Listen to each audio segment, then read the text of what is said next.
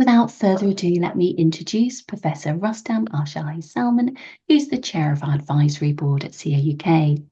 So Rustam is an honorary consultant neurologist in NHS Lothian, and he's a Professor of Clinical Neurology at the University of Edinburgh. He is a patron and advisor to Cavernoma Alliance UK, and he was the chief investigator of the CARE trial of surgery for brain cavernoma, and he's trying to obtain funding for a platinum trial of drugs for brain cavernoma as well. And if you'd like to find out more about cavernoma, do visit our cavernoma.org.uk website, where more information is available. So Rustam, it's my pleasure to now hand over to you to begin. Thank you very much, Helen. Good morning, everybody. Thank you for joining. I gave you a progress report on the CARE study last year, and today I'm going to present to you the final results. I've got no relevant disclosures, and as Helen said, I'm a patron and chair of the advisory board for Cavernoma Alliance UK. So I'm going to tell you about the CARE trial, which stands for Cavernomas, a Randomised Effectiveness or CARE study. And this was really only possible as a result of a multidisciplinary collaboration in partnership with two patient advocacy support organisations, Cavernoma Alliance UK and Cavernoma Ireland. And usually when you're trying to attempt the impossible, it helps to work in a team, and often to work as a dynamic duo. And this dynamic duo could be myself and Neil Kitchen, neurosurgeon at Queen Square in London, as the co-chief investigators, or indeed it could be Cavernoma Alliance UK and Cavernoma Ireland, whose teamwork together and with us really made this study a success. The study was funded by the National Institute for Health and Care Research. So I'll start off with a few thank yous.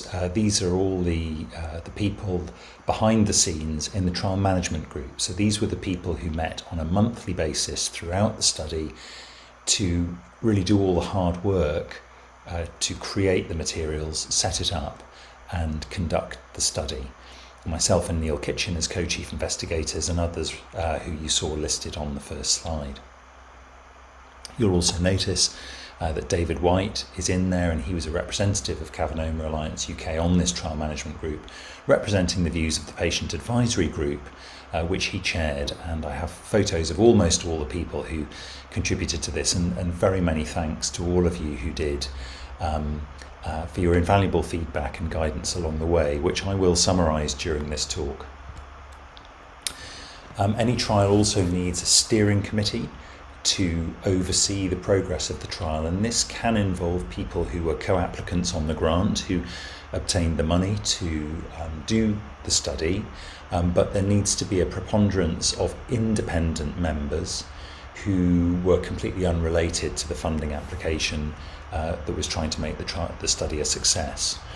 So Garth Cruikshank is a neurosurgeon, now retired, same for Richard Kerr, and they were independent neurosurgeons overseeing the progress of the trial, and they were joined by David and Ian Stewart, as well as Catherine Hewitt, who's a methodologist from the York Trials Unit, and Halima Shakur Still, who's a trial manager from the London School of Hygiene and Tropical Medicine.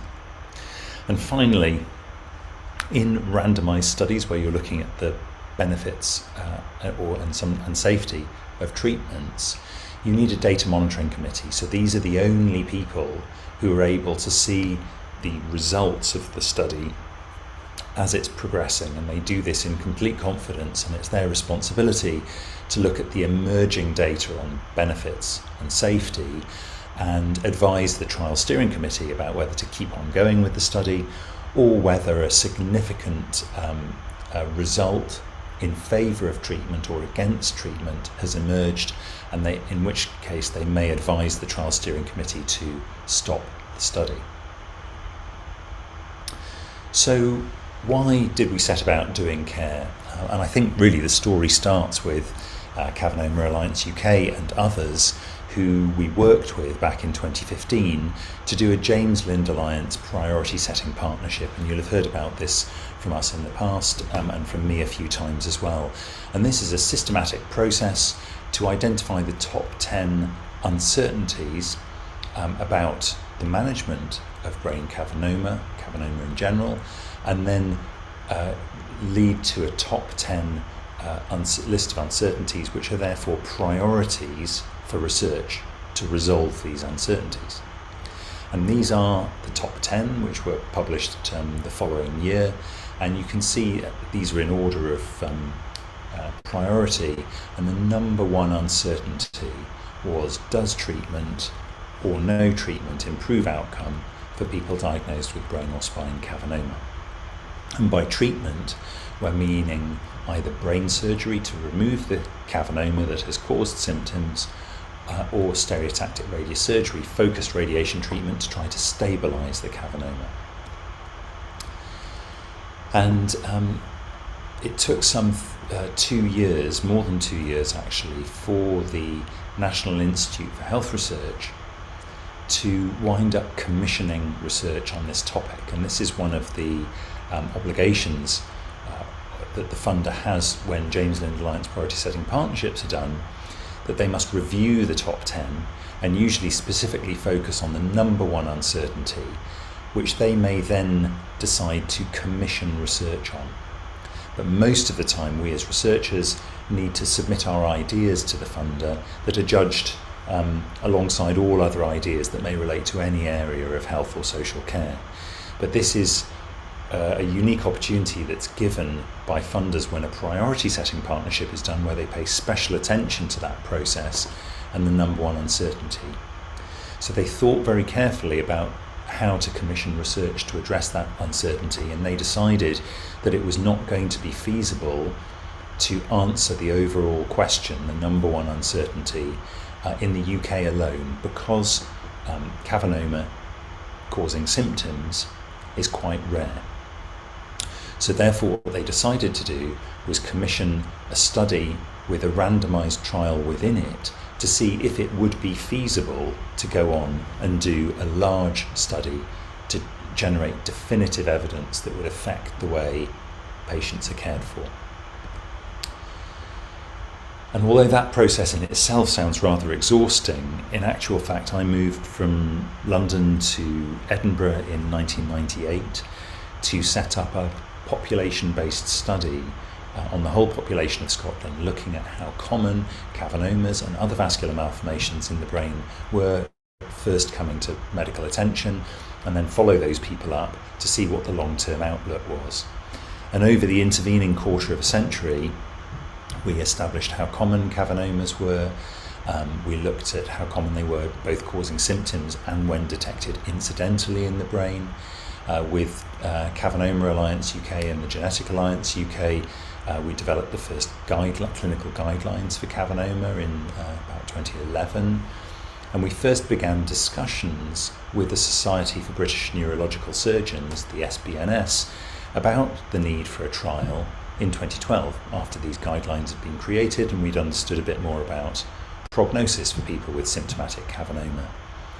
And then studies were done comparing people who had treatment and those who did not, but not randomised studies. This is just what happened in practice. We compared outcomes for the whole population of Scotland with cavernoma. Another trial, a randomised study, was done for people with AVMs, another vascular malformation in the brain. And then from 2015 onwards, you've heard the recent history of trying to pursue this question for cavernoma. And all of this has now culminated in us starting care in the autumn of 2020 and finishing it at the end of 2023 and presenting the results earlier this year. So these were the three main aims of the CARE study: to create a collaboration that would support recruitment to the study, to do a randomised study involving about 60 people, comparing treatment with surgery to treatment without surgery, and then doing some careful qualitative research within the study to listen in to recruitment consultations and help create materials that would better inform people about recruitment to the study, and hopefully increase participation. And then finally take a look at the results to see whether a definitive study would be feasible and how generalisable it would be to the whole population of people with symptomatic cavernoma. This is just a quick reminder of the eligibility criteria. So the key points here are, we wanted to be as inclusive as possible, so we allowed people of any age to take part. In other words, adults or children with no upper or lower age limit on taking part. People needed to have at least one brain cavernoma that had been correctly diagnosed by brain MRI, and particularly they needed a history of symptoms that were clearly attributable to a brain cavernoma, and this is the ones that are uncontroversial in that respect are stroke due to bleeding from the cavernoma, or a stroke that's referable to the location of the cavernoma in the brain, but there is no bleeding, and presumably that may be due to clotting within the cavernoma. And thirdly, epileptic seizures that are likely to be due to the cavernoma. So those were the three main symptoms for a brain cavernoma that would lead to somebody being eligible. And both the doctor and the patient needed to feel uncertain about which of the two options available, treatment with surgery or treatment without surgery, would be suitable, and happy to accept either of them if allocated at random in a study. And patients needed to have mental capacity to consent for themselves, or for children, their parents or their responsible adult should be able to give consent for them. So the three treatment options we were looking at were treatment without surgery, compared to the other two options, and that's treatment with surgery, either with neurosurgery, opening the skull and removing the cavernoma, or treatment with gamma knife stereotactic radiosurgery, which does not involve opening the skull and involves focusing multiple low-dose radiation beams on the cavernoma, sort of treatment that's done in Sheffield and London. So we were comparing the treatment on the left, standard care by a neurologist like me or a neurosurgeon with imaging, drugs where needed, versus the other two types of treatment. And the reason for doing a randomised control trial, or RCT for short, is that it's the fairest study of treatments. If we compare people who are treated in everyday practice with those who are not, those two groups are not similar, because people who are selected for treatment are often younger and fitter than others who do not receive treatment. So that's an unfair comparison of treatment versus no treatment. You're not comparing two groups of people who are alike. Whereas in a randomized study, if you say treatment would be reasonable, it could be done, but equally treatment without surgery would be reasonable and is another option that's acceptable to everybody. Then if you allocate people at random by a computer, that process creates two groups of people who, on average, are completely alike.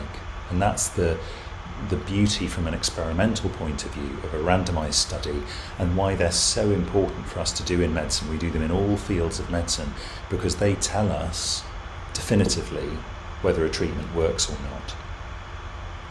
And in the CARE study, of course, what we were doing was comparing treatment with surgery, be it neurosurgery or focused radiation treatment, to treatment without surgery. And then after allocating each person as they were seen in practice to one or other arm by the computer, then everybody would be followed up in the same way with a clinic appointment and MRI at 6 months, and then annual follow-up by questionnaires thereafter. And this is a useful video, and I won't show it just here, but randomized studies are the gold standard, or the reference standard for informing us about treatments and whether they are effective or not. Of course, one issue for brain cavernomas is that not all brain cavernomas can be treated by both neurosurgery or stereotactic radiosurgery. Sometimes a cavernoma is deep down within the brain and not easily accessed by brain surgery, and therefore the only treatment option available might be focused radiation treatment for that, because a surgeon would deem surgery too hazardous. On the other hand, some cavernomas very superficially in the brain on the surface may be seen to be so potentially safe for neurosurgical excision that people would prefer to do that as the definitive procedure rather than focused radiation treatment, which is still of unknown effectiveness for cavernoma. So this is what happened. On the left you see in grey the numbers of neurosurgical sites in the UK and Ireland that we sought to activate and get participating in the study over time. So you can see we wanted to get to all 40. We were very ambitious, all 40 in the UK and the Republic of Ireland within a few months of starting, and then keep recruiting at all 40 sites to attain our target of about 60 people. In green you can see what did happen, and many of these delays to starting were due to the very onerous and careful regulatory processes that apply to clinical studies and our requirement to make sure that sites were ready to be activated and that everybody had been properly trained and would conduct the trial procedures properly, but also the delays that were created by the COVID pandemic and the prolonged recovery of the research infrastructure from the COVID pandemic, which led to sites often not being able to activate the study. But nonetheless, we got to 28 sites being active by the end of the study, which was close to our feasibility metric of 30 studies being activated. We did actually get ethics committee approval for 30 studies, and those additional 2 studies were in the Republic of Ireland, where things took much longer than we had hoped for. But we did manage to get ethics approval there for 2 sites, but by the time we received those in the very latter stages of the study, there was no time to go through the process to activate them and recruit people there. I think I want to celebrate the collaboration between Cavernoma Alliance UK and Cavernoma Ireland in the study, because many things were involved in that. You joined us in the Priority Setting Partnership in 2015 that led to the identification of this top uncertainty. You joined us as partners in the grant application, which enabled the NIHR to give funding to properly support the organisations to support the study. The 12-member patient advisory group met every 2 months during recruitment and oversaw progress and gave us advice, which was very valuable.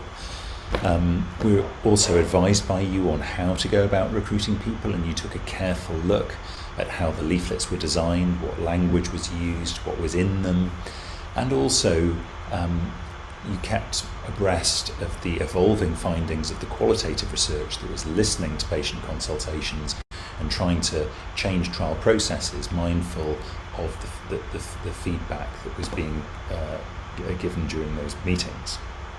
And finally, you worked really hard to raise awareness of the opportunity for people to take part in the study.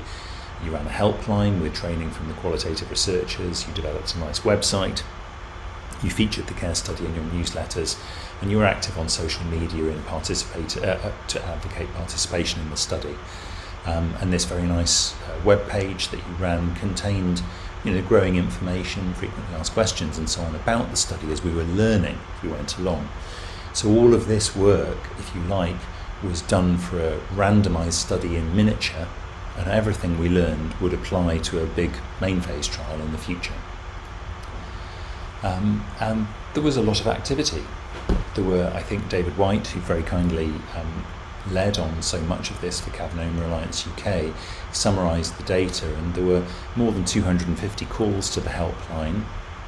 Most people were directed to the helpline having visited the Cavernoma Alliance UK website, but social media, neurologists helped the helpline and so on, and some other sources also led people to call. And you can see over time during recruitment how these calls progressed, and sort of when we were in the thick of recruitment in April 2022, you can see that's when the peak number of calls to the helpline occurred, and many of these were often in response. These peaks were in response to advertising about the study that was done by the patient support organisations. So this is what actually happened in the study. At all those 28 active sites that I showed you, 511 people with brain cavernoma were screened. But 189 of those were not eligible for the study for a variety of reasons, because they didn't meet those criteria I showed you earlier, and 322 people in total were eligible. We thought originally that about 800 people might be required for a definitive study to tell us about surgery versus no surgery, so you can see why the funder concluded that this study could never be done definitively in the UK alone, because in that period of time we were only able to identify 322 eligible people. Of them, 120 weren't approached because either the patient or their doctor was certain about whether surgery should be done or not. And of them, about 2/3, 202, were approached to take part in the CARE study. Of them, roughly half were certain about whether they wanted surgery or not. And then for the remaining half, both doctor and patient were uncertain. And after that group of people considered the information about the study and went through the process of thinking about it and deciding whether to give consent or not, ultimately 72 people were recruited and randomised.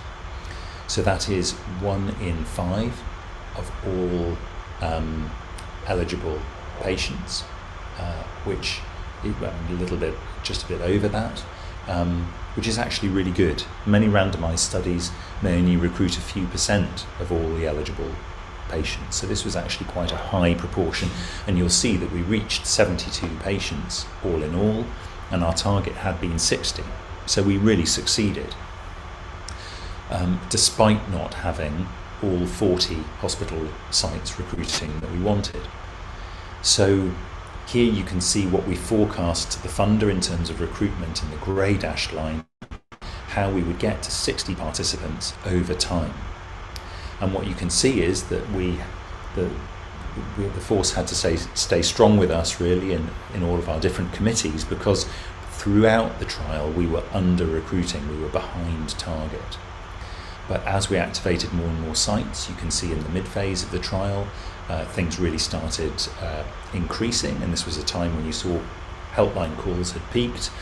But by the time we should have reached 60 patients, we reached 48, and we knew that we wouldn't quite get to 60 on time, so I had asked the funder if they would allow us to extend the period of recruitment, and we were underspent on the budget for the study, so they were able to allow us to extend our study in time with no increase to the budget. So that happened, and you can see that still by the penultimate month of recruitment we were just under the target of 58, but there's obviously nothing like a target to motivate people, and in particular neurosurgeons, who when they knew we weren't quite going to make it in the last month, they just all made sure we did, and massively overshot. We got 72 patients instead of 60, which was great, because the more people in the study, the better, the more precise the results are, the more informative it is. This is a list of the hospitals that took part in the study in descending order of recruitment, and where the number of people recruited was the same in descending order of, in ascending order, I should say, of number of protocol deviations. In other words, when they did something that wasn't quite according to the protocol of the study. So you can see that in Middlesbrough and Sheffield were the top recruiting sites, followed by Hull, Southampton, then Edinburgh, Aberdeen, Cardiff and King's College London. And those ones in green were the sites that recruited at least 3 patients, which is what we'd asked our sites to do. So those were the sites that achieved what was in the contract.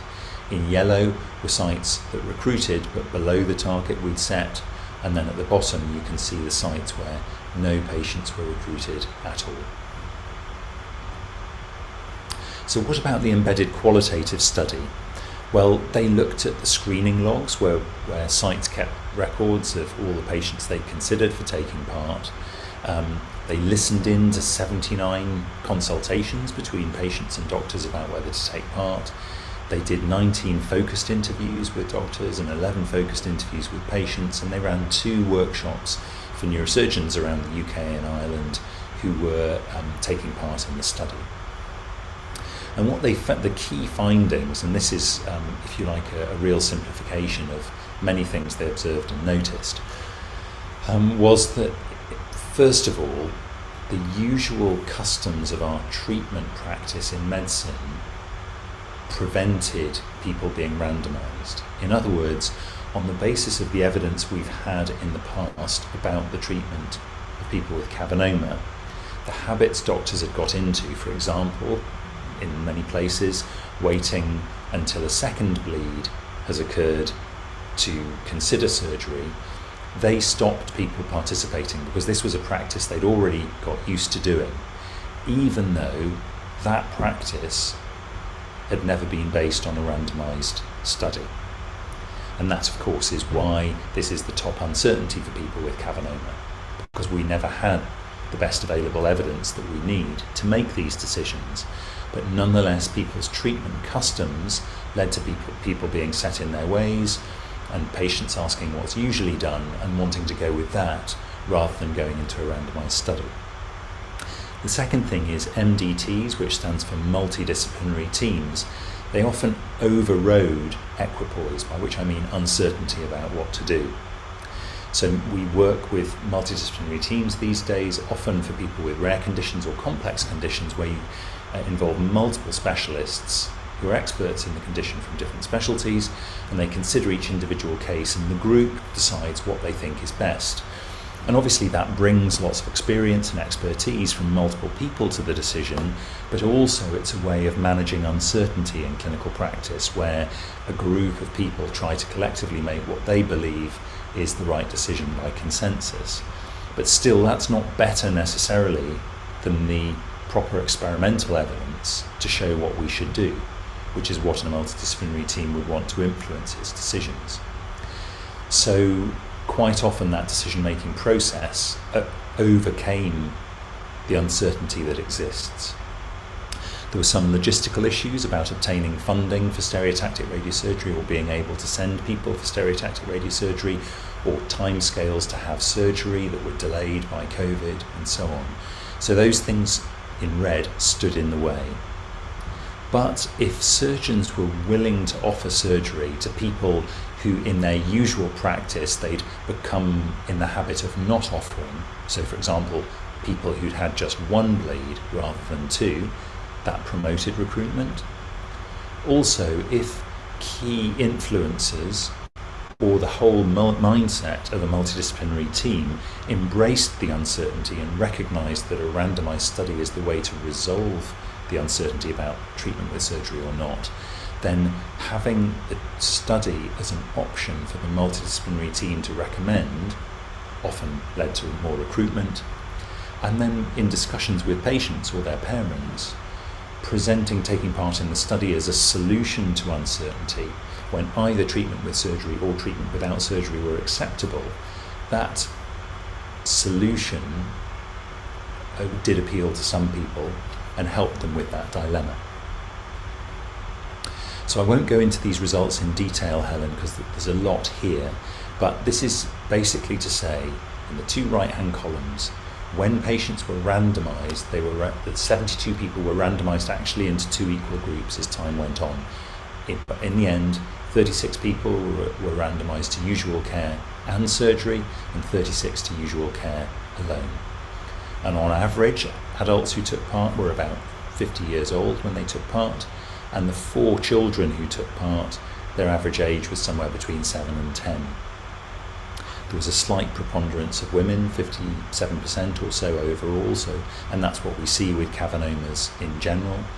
And the majority of people were of white ethnicity, which reflects the ethnic breakdown of the UK, although this proportion of white people is probably a bit higher than the census would indicate.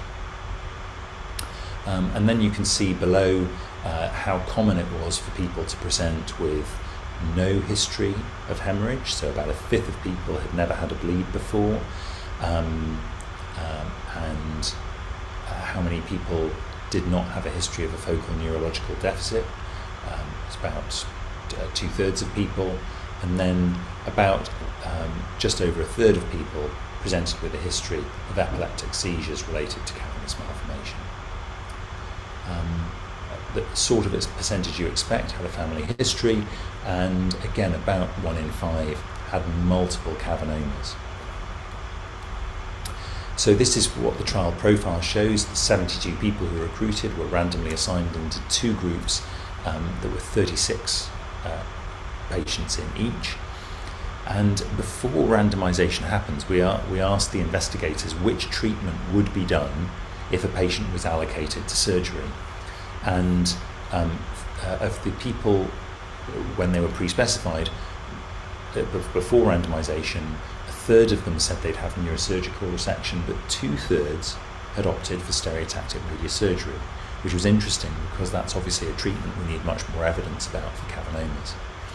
You can see that in each group, some people were lost to follow-up, some people withdrew, and not everybody received the management that they were assigned, and this sort of thing happens in trials. And that by 6 months, we had quite a few people who had received the assigned management, and that 67 of the 72 people completed follow-up at 6 months. Obviously, we would have liked all 72 people to be followed up at 6 months, so we had completed data on everybody, but some people chose to withdraw, some people could not be contacted, we couldn't track them down, so we lost a few at 6 months.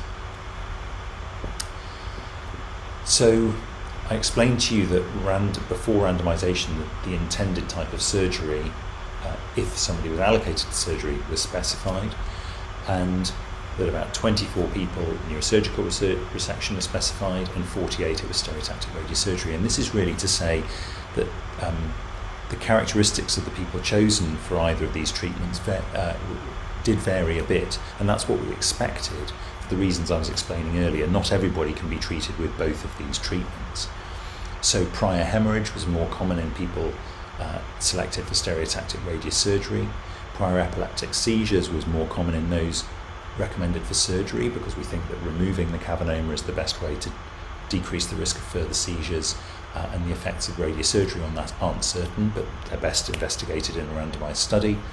And then if somebody's symptomatic cavernoma was in the lobes of the brain, in other words the superficial areas, they were more likely to be recommended for surgery, because surgery is less hazardous and easier to do in those locations.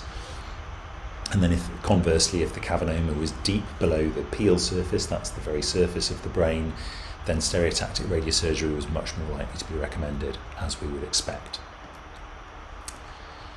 And the bottom line about the study is what you see in the top row of this table, comparing the 2 groups, the people assigned to medical management and surgery, and those assigned to medical management alone. As I said to you, 67 of those people were followed up at 6 months, and by that time, 2 people in each group had had a primary outcome, which was a new bleed or a new focal neurological deficit due to the symptomatic cavernoma or the surgical treatment that was conducted. So that was the primary clinical outcome of the study. So the same number of people had that outcome in each group. We're pleased, obviously, that nobody died, and that when people's disability and in a level of dependence on others was measured during follow-up, the vast majority of people had very little disability and were usually not dependent on others during follow-up. So those were the general characteristics of the trial population. This is how we show those results as they emerge over time. So the x-axis of this graph along the bottom shows the duration of follow-up, and then the y-axis going up the way shows the risk in each group of that primary clinical outcome I described to you. And the red group is the surgical group, and the dashed blue group is the medical management group. And you can see in each group there are 2 steps in each curve, and those are when the 2 outcomes occurred in each group during follow-up. So these lines overlap, which shows that the outcome was the same or was no different in these 2 groups. And what one would aim to see in a definitive study with many more people is to get much more precision around these estimates, because 2 outcomes in each group is far too imprecise for us to conclude definitively that there was a difference. And you'd want to see these curves separating with clear white space between the 2, indicating one was superior to the other. I've presented a lot of numbers in this study, and I think it's really important to say that the lived experience of having a symptomatic cavernoma and also participating in the study is a really important story to be told. So this photo was taken by Ian Stewart, who was representing Cavernoma Alliance UK at the annual SBNS meeting in Edinburgh this year, where I presented the results of the study for the first time, joined here by Ben Brady and Dawn Smith, two representatives of Cavernoma Alliance UK and two people themselves who've had symptomatic cavernoma, and one of them taken part in the CARE study. And Dawn presented a really nice poster here on the right-hand side of her experiences of taking part in the study, so that neurosurgeons at the meeting and others could meet her and talk to her and listen and learn from an individual person's story about taking part. And I'm really grateful to everybody who was there at CA UK for supporting the presentation of the study, and to Dawn for having the courage to share her experiences and educate others. So in summary, we showed that a randomised study of surgery for symptomatic cavernoma was possible, Helen. And we also showed that embedding qualitative research was possible and informative. We found that 2/3 of people chose radiosurgery, and 1/3 of people chose neurosurgery before going into the study as the treatment they would have if they were allocated to it. And we were pleasantly surprised to find that 1/3 of the people who were approached and eligible were randomised, which is quite high. We didn't find any safety concerns because there were no major differences between the two groups. And what I would say is we did this in the UK only, so the generalisability to the Republic of Ireland or other parts of the world is unknown. And a slightly galling thing now, of course, is that to really show a definitive difference between the groups, depending on whether you want to see a 25 or a 40% reduction in the risk of the primary outcome with surgery, is that we could require anything between 36 hospital sites to 259 and recruit anywhere between 590 people to 1,900 people to generate a definitive result. And that's the challenge that faces us now. And that, of course, will not just require two superheroes, Batman and Robin. It'll require all the Avengers to assemble worldwide to answer this question. So I'm very pleased that the paper describing the study was published in the Lancet Neurology, which is the leading journal for clinical neurology, and it was published at the same time as the conference presentation, and also the findings of the qualitative study were published at exactly the same time as well. I've presented the study at various different conferences to neurosurgeons, neurologists, stroke doctors, and I'll go to the International Scientific Meeting of the Alliance to Cure Cavernous Malformation in Toronto in July to present these results. There's a video abstract online on the CARE study website hosted by Cavernoma Alliance UK to explain the findings in simple terms with a nice video abstract and captions. And finally, just wanted to say thank you very much for all of your support, and my computer battery is about to run out, Helen, so I'm just going to go and grab my charger. Back to you.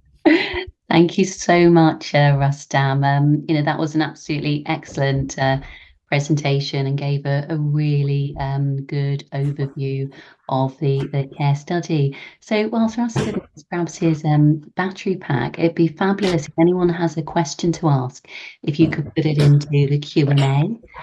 As I shared in the chat, Rustam can't give information in terms of your specific condition because he doesn't have access to your full medical notes, but he can talk in general terms. So Rustam, I've already got a few questions for you, but just in case you didn't hear that, just a massive thank you. And I just want to add, most people will have no idea of how much time you've put into this, but I see the emails, I see the reports. It's an extraordinary amount of time. And we're just very fortunate as a community of patients that you have cared enough about this to see it through for so many years. So thank you. And I also want to acknowledge Professor David White, who I believe actually I've seen on the chat. David White has been our scientific advisor. He's also been our chair. He's had many different roles, including helping on our helpline. He officially retired this year, but David has had an incredibly important role in making sure that patient voice is heard. And as Rustam said, a thank you to all of the PAG members and to everybody who took part in the trial. We cannot find a cure for cavernoma if people don't take part in clinical trials. It's absolutely critical. Rare conditions, as Rustam said, they're difficult to get research funded because there are concerns about being able to get enough patients recruited. So that's something you can all do when trials come up. Take part, makes a huge difference.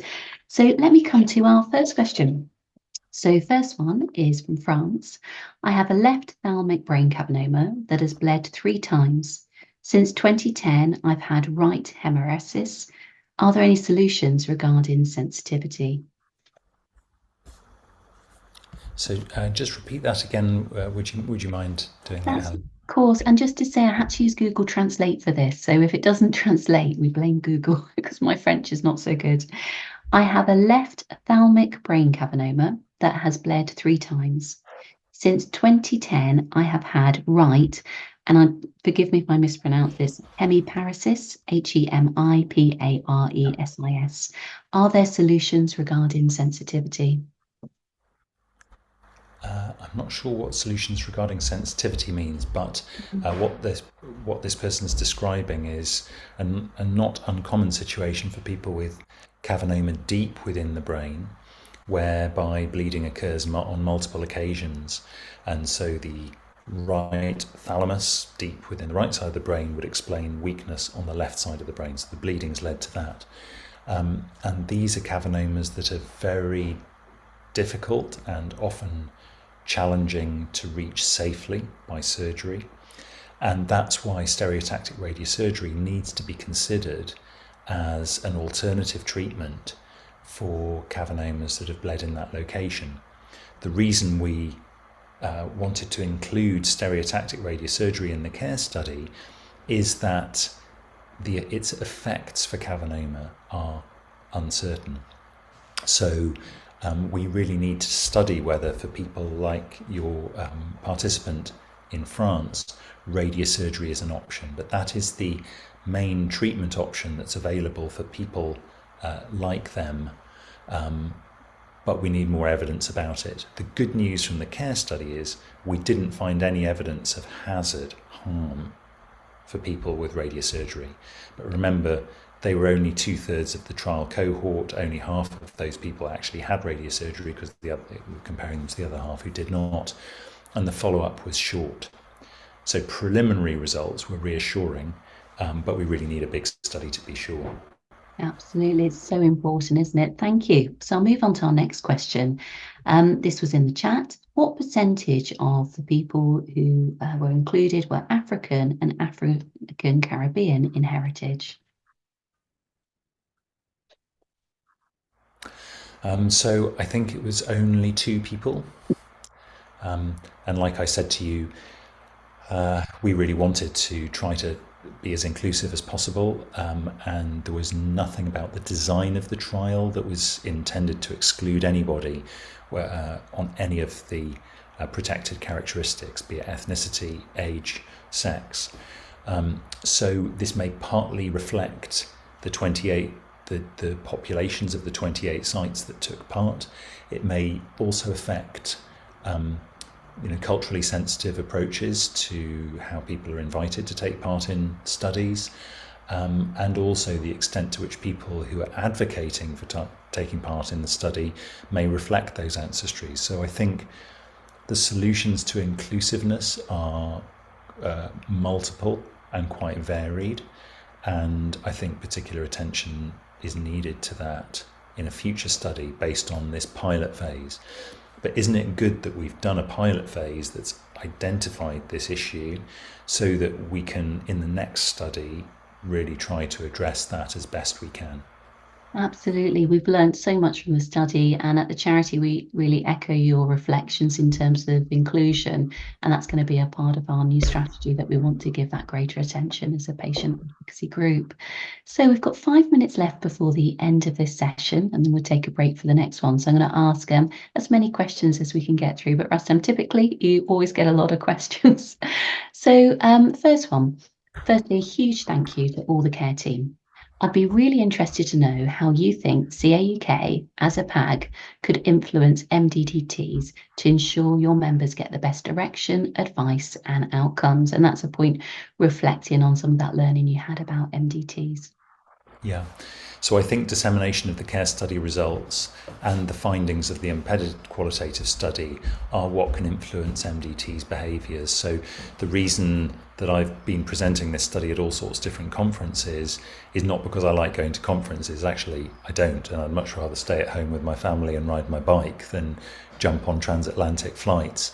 I really don't like that, and I don't think the world needs me to do that.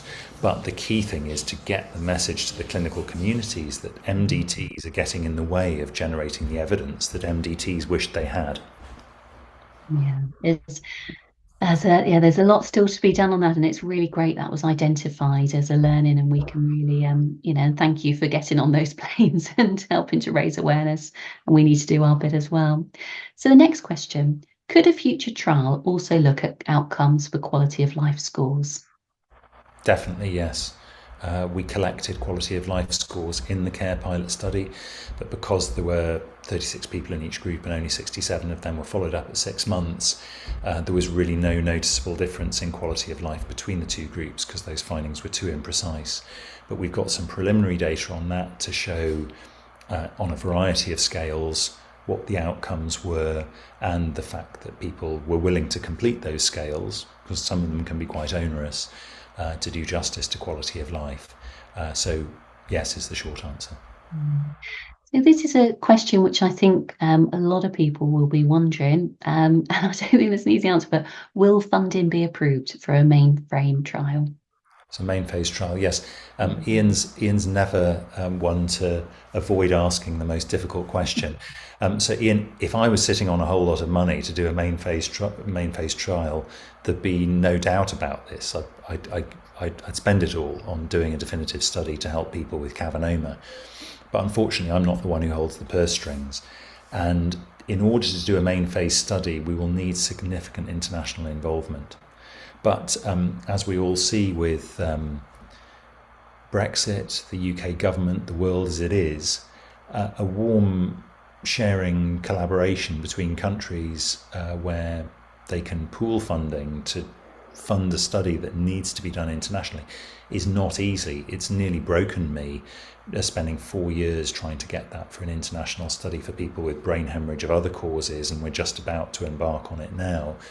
But for people like me, I'm doing my clinical practice and doing research alongside it, and I'm just spending months writing grant applications to multiple funders, trying to persuade them all to get behind one idea, suffering endless rejections and resubmitting them. It's common in many professions, in order to try to achieve that. So I can't say yes, funding will be given for a definitive main phase study, because it's going to take a monumental effort and a big collaboration to succeed in doing that.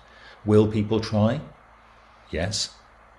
After we've paused and reflected on what everybody thinks about the pilot study, and whilst we accumulate reactions and evidence from patient support organisations that they really want a definitive study to be done, and that lots of people would get behind that. So we need that information from our constituencies, the patient groups all over the world, and our colleagues looking after people with Cavernoma, to say yes, they would get behind that, because funders won't give money unless they think it's going to be feasible. Absolutely. It's not easy, it's challenging, and as a charity we very much want to support and do anything we can to assist with that, but we're mindful it's a difficult landscape. So Rustam, I'm just going to ask one last question, and then we're going to bring this to an end. And my sincere apologies. I know there are many other questions we've not yet come to. We always need more time, but we'd love to invite Rustam back next year. So there will hopefully be other opportunities if we can twist your arm. So the last question is there any idea of reoccurrence rates after surgery? I've had 2 surgeries and gamma knife, yet my Cavernoma reappeared each time.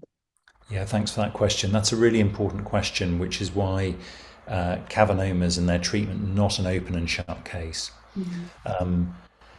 So That's why we did imaging at 6 months, to see if the cavernoma that had been treated had actually gone, because we know that very occasionally cavernomas that have either been removed by surgery or treated with radiosurgery may either not be completely removed because it's technically too challenging or unsafe to do so, or sometimes cavernomas regrow even when they appear to be completely gone, and that appears to be more likely with the genetic familial version of the condition.